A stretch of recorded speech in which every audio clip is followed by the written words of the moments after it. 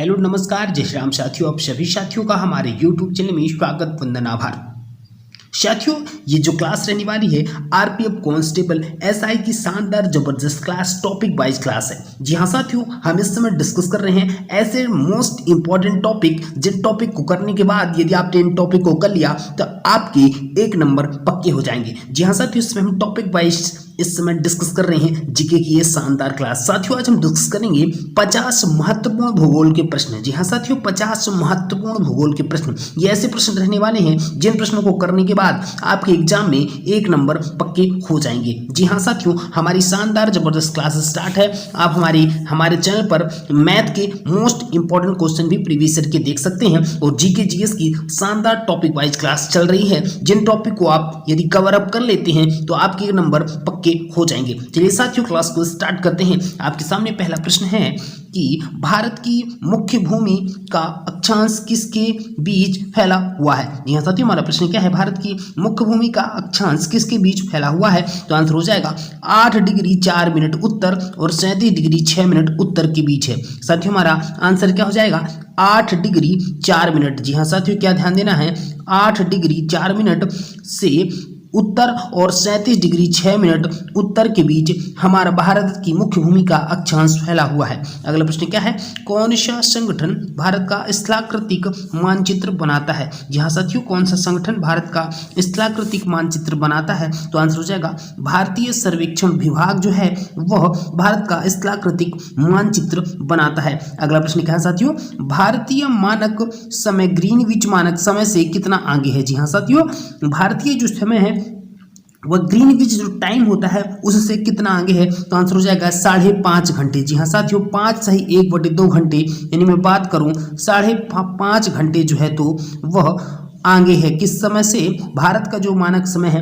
वह ग्रीनविच समय से 5.5 घंटे आगे है। अगले प्रश्न की तरफ चलते हैं। अगला प्रश्न क्या हो जाएगा, सूर्य की सीधी किरणें किसे नहीं मिलेगी। जी हाँ साथियों, भारत का कौन सा ऐसा नगर है जिसमें सूर्य की किरणें सीधे नहीं मिलती है। तो आंसर हो जाएगा श्रीनगर एक ऐसा शहर है जिसे सूर्य की सीधी किरणें नहीं मिलेंगी।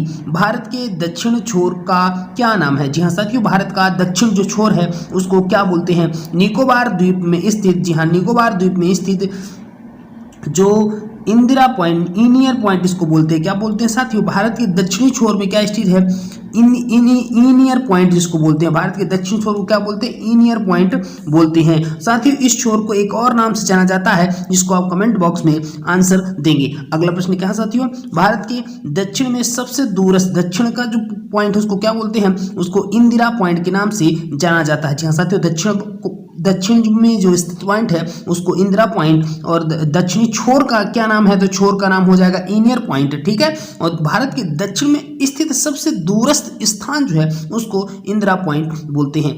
ठीक है, अगला प्रश्न क्या है, भारत का क्षेत्रफल पैक्टिक्सन, जी हाँ साथियों, पैक्सीटन से लगभग कितना बड़ा है। भारत का क्षेत्रफल पैक्सीटन से लगभग 4 गुना बड़ा है। कितना गुना साथियों, 4 गुना बड़ा है। अगला प्रश्न क्या है, ये ऐसे प्रश्न है जो एग्जाम में आए हुए हैं, मोस्ट इंपॉर्टेंट प्रश्न है। अगला प्रश्न क्या है साथियों, भारत किस देश की भारत के साथ अंतर्राष्ट्रीय सीमा नहीं है। यह साथियों, किस देश के साथ अंतर्राष्ट्रीय सीमा नहीं है, स्थलग्र सीमा श्रीलंका से नहीं है, जलीय सीमा हम श्रीलंका से साझा करते हैं। अगला प्रश्न क्या है साथियों, पाक जलडमरू मध्य के बीच कौन से 2 देश है। जी हाँ साथियों, पाक जलडमरू मध्य के देश मतलब किन 2 देशों के बीच में है, तो भारत और श्रीलंका के मध्य में पाक जलडमरू मध्य स्थित है। अगला प्रश्न क्या हो जाएगा, हिमाचल प्रदेश का कौन सा जिला चीन के साथ सीमा बनाता है। जी हाँ साथियों, हिमाचल प्रदेश का कौन सा जिला चीन के साथ सीमा बनाता है, तो हिमाचल प्रदेश का किन्नौर जो जिला है वह हिमाचल प्रदेश का किन्नौर जिला चीन के साथ सीमा बनाता है।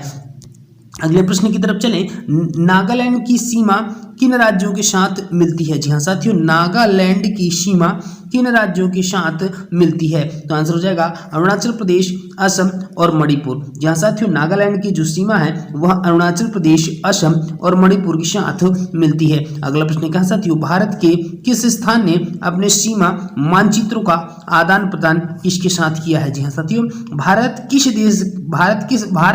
किस देश ने अपने सीमा मानचित्रों का आदान प्रदान बांग्लादेश बांग्लादेश के साथ किया। भारत ने जो है तो अपने सीमा का जो आदान प्रदान वह बांग्लादेश के साथ किया है। प्रश्न का ये आंसर हो जाएगा। अगला प्रश्न क्या है साथियों? अगला प्रश्न है भारत में, जी हाँ, प्रश्न हमारा क्या है? ये प्रश्न हमारा है भारत में 9 तटीय राज्य हैं। ठीक है, कितने तटीय राज्य हैं? 9। भारत सर्वाधिक तटीय सीमा गुजरात के साथ शेयर करता है, लेकिन आधे से अधिक समुद्री नमक का उत्पादन गुजरात के तट से होता है, क्योंकि कम वर्षा और सापेक्ष आर्द्रता नमक उत्पादन के लिए आदर्श होती है। तो साथियों ये बता दीजिए किस वजह से ये होता है। हमारा प्रश्न क्या है कि भारत में 9 तटीय राज्य हैं, लेकिन आधे से अधिक समुद्री नमक का उत्पादन गुजरात के तट से होता है। तो किस वजह से होता है? क्योंकि कम वर्षा और सापेक्ष आर्द्रता नमक उत्पादन के लिए आदर्श होती है। तो आंसर हो जाएगा समुद्री जल का जब वाष्पीकरण होता है तो जो है तो नमक का निर्माण होता है। तो हमारा आंसर क्या हो जाएगा? समुद्री जल के वाष्पीकरण के कारण समुद्री नमक का उत्पादन होता है। ठीक है, प्रश्न समझ में आ गया होगा। अगला प्रश्न क्या है? भारत के पूर्वी और पश्चिमी तटों में किस राज्य की भूमि है? जी हाँ साथियों, भारत के पूर्वी और पश्चिमी तटों में किस राज्य की भूमि है? तो आंसर हो जाएगा पुदुचेरी की भूमि है। क्या ध्यान देना है? भारत के पूर्वी और पश्चिमी तटों पर किस राज्य की भूमि है? तो आंसर हो जाएगा पुदुचेरी की भूमि है। अगला प्रश्न क्या है? भारत के किस राज्य का क्षेत्रफल सबसे अधिक है? जी हाँ साथियों, हमारा प्रश्न क्या है? भारत के किस राज्य का क्षेत्रफल सबसे अधिक है? तो आंसर हो जाएगा राजस्थान। भारत के राजस्थान राज्य का क्षेत्रफल सबसे अधिक है।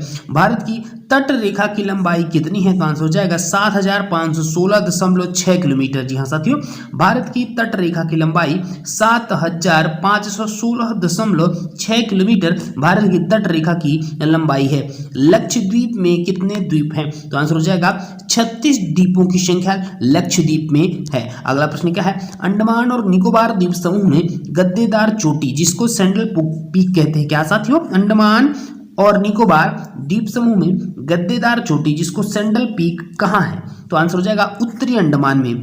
उत्तरी अंडमान में सैंडल पीक स्थित है। कहाँ पे स्थित है? उत्तरी अंडमान में।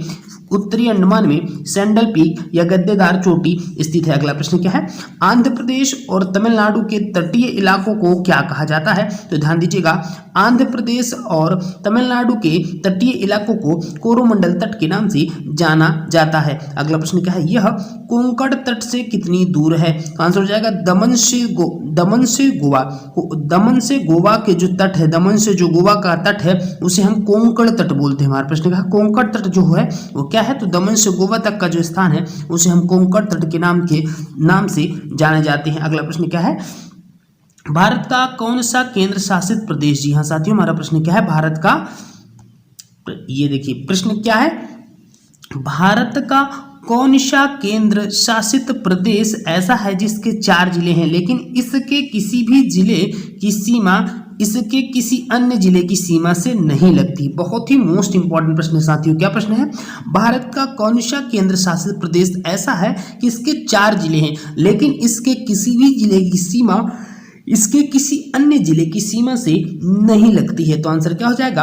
पुदुचेरी एक ऐसा केंद्र शासित प्रदेश है जिसके 4 जिले हैं और ये आपस में सीमा साझा नहीं करते हैं। साथियों, झीलों का जो अध्ययन है उसे क्या कहा जाता है? तो आंसर हो जाएगा लिम्नोलॉजी। जी हाँ साथियों, लिम्नोलॉजी झीलों के अध्ययन को कहा जाता है। कुल्लू घाटी किसके बीच स्थित है? तो ध्यान दीजिएगा, कुल्लू घाटी जो है तो किसके बीच में स्थित है? तो आंसर हो जाएगा धौलाधार और पीर पंजाली। जी हाँ साथियों, धौलाधार और पीर पंजाली के बीच में कुल्लू घाटी स्थित है। ठीक है, अगला प्रश्न क्या है? पिपली घाट दर्रे के किस पहाड़ी भाग में है? तो पिपली घाट जो दर्रा है वह किस पहाड़ी के भाग में है? तो अरावली पहाड़ी जो राजस्थान में स्थित है उस पहाड़ी के भाग में पिपली घाट का दर्रा स्थित है। अगला प्रश्न क्या है? किस हिमालयी चोटी को सागर माथा भी कहा जाता है? जी हाँ साथियों, किस हिमालयी चोटी को सागर माथा भी कहा जाता है? आंसर हो जाएगा माउंट एवरेस्ट। गैडविन क्या है? तो एक गाडविन एक चोटी है। ग्रेटर हिमालय का दूसरा नाम क्या है? आंसर हो जाएगा हिमाद्री के नाम से ग्रेटर हिमालय को जाना जाता है, जो नागा टीबा और महाभारत पर्वत श्रृंखलाओं में सम्मिलित है। जी हाँ साथियों, नागा टीबा और महाभारत पर्वत श्रृंखलाएं किसके अंतर्गत आती हैं? तो निम्न हिमालय के अंतर्गत नागा टीबा और महाभारत पर्वत श्रृंखलाएं आती हैं। सह्याद्री पर्वत श्रृंखला का अन्य नाम क्या है? जी हाँ साथियों, सह्याद्री पर्वत श्रृंखला का अन्य नाम क्या है? तो आंसर हो जाएगा पश्चिमी घाट के नाम से सह्याद्री पर्वत श्रृंखला को जाना जाता है। अगला प्रश्न क्या है? भारत का सबसे ऊंचा पठार कौन सा है? तो आंसर हो जाएगा लद्दाख का जो पठार है वह भारत का सबसे ऊंचा पठार है। ठीक है, अगला प्रश्न क्या है? प्रायद्वीपीय भारत की सबसे ऊंची चोटी। जी हाँ साथियों, प्रायद्वीपीय भारत की सबसे ऊंची पर्वत चोटी है, तो क्या हो जाएगा? अनाई जो मुड़ी है वह प्रायद्वीपीय भारत की सबसे ऊंची पर्वत चोटी है। अगला प्रश्न क्या है? सतपुड़ा की रानी किस हिल स्टेशन को कहा जाता है? तो आंसर हो जाएगा पचमढ़ी, जो मध्य प्रदेश में स्थित है उसे हम सतपुड़ा की रानी उसे हम सतपुड़ा की रानी और हिल स्टेशन के नाम से भी जानते हैं।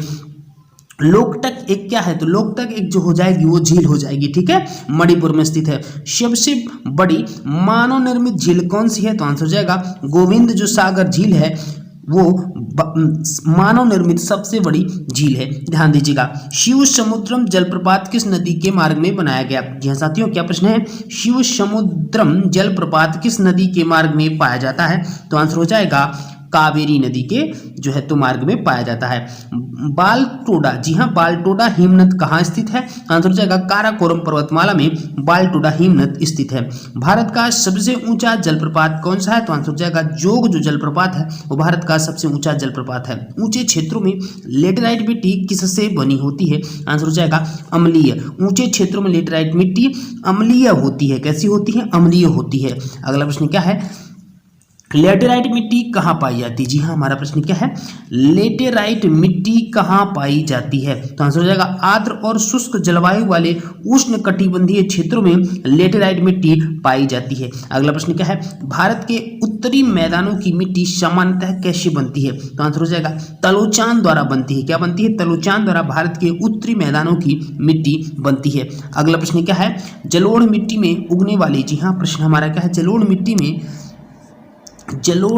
में उगने वाली फसलें जिन्हें प्रचुर मात्रा में पानी की आवश्यकता होती है। जी हाँ, हमारा प्रश्न क्या है? जलोढ़ मिट्टी में उगने वाली फसलें जिन्हें प्रचुर मात्रा में पानी की आवश्यकता होती है वह किस फसल के लिए काम आती है? तो चावल के लिए काम आती है। जलोढ़ मिट्टी में उगने वाली फसल कौन सी है? तो चावल है, जिन्हें प्रचुर मात्रा में पानी की आवश्यकता होती है। ठीक है, राजस्थान बंजर भूमि के अंतर्गत सर्वाधिक क्षेत्रफल वाला राज्य कौन सा है? तो राजस्थान बंजर भूमि के ये प्रश्न थोड़ा सा अलग टाइप से, इसमें सही से टाइपिंग नहीं हो पाई है, इसलिए इसको थोड़ा सा ध्यान में दीजिएगा। अगला प्रश्न क्या है? मृदा लवणता किसके द्वारा मापी जाती है? तो ध्यान दीजिएगा, चालकता के द्वारा मृदा लवणता को मापा जाता है। भारत के क्षेत्रफल का कितना प्रतिशत एक वर्ष में 75 सेंटीमीटर से वर्षा कम होती है? मतलब भारत का ऐसा कितना प्रतिशत क्षेत्रफल है जहां पे 75 सेंटीमीटर से कम वर्षा होती है? हमारा प्रश्न क्या है?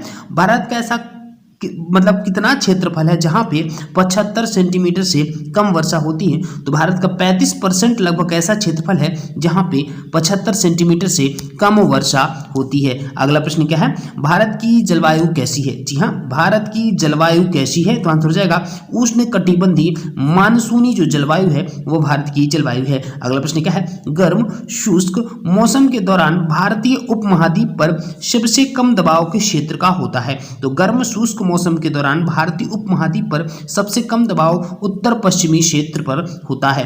अक्टूबर और नवंबर के महीनों में भारी वर्षा कहाँ होती है? तो आंसर जाएगा कोरोमंडल के तट पर जो है तो अक्टूबर और नवंबर के महीनों में भारी वर्षा होती है। अगला प्रश्न क्या है? चेन्नई में दक्षिणी, जी हाँ, हमारा प्रश्न क्या है?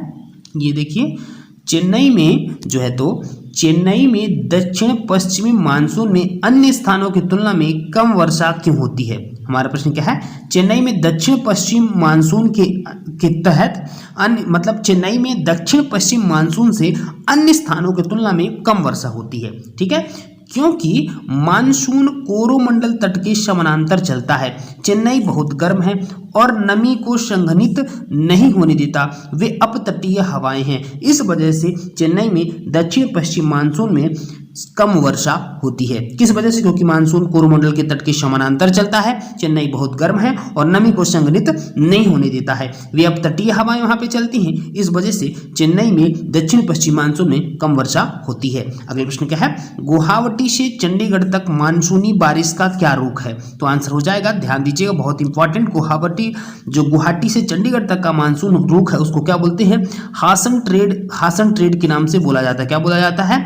हासन ट्रेड बोलते हैं। ठीक है, 50 सेंटीमीटर से कम वर्षा वाला क्षेत्र कौन सा है? तो आंसर हो जाएगा लेह। जी हाँ, 50 सेंटीमीटर से कम वर्षा कहाँ पे होती है? लेह लद्दाख में जो है तो 50 सेंटीमीटर से कम वर्षा होती है। साथियों, ये थे मोस्ट इंपॉर्टेंट 50 ऐसे प्रश्न जिन प्रश्नों को करने के बाद आपकी 1 नंबर पक्की हो जाएंगे। इसी तरह से हम भूगोल के 500 इंपॉर्टेंट प्रश्न लाने वाले हैं। तो शानदार जबरदस्त टॉपिक वाइज क्लास स्टार्ट है, आप लगातार मेहनत करते रहिए। हम इसी तरह से 60 से 70 ऐसे जबरदस्त टॉपिक लेके आएंगे, जिन टॉपिक को आप यदि कर लिए तो आपके एक एक नंबर करके सारे नंबर पक्के हो जाएंगे और आप जबरदस्त जीके जीएस में स्कोर करने वाले हैं। साथियों, यदि वीडियो अच्छी लगी हो तो हमारे चैनल को लाइक, सब्सक्राइब और शेयर जरूर करिएगा। Thanks for watching this video. जय जय श्री राम।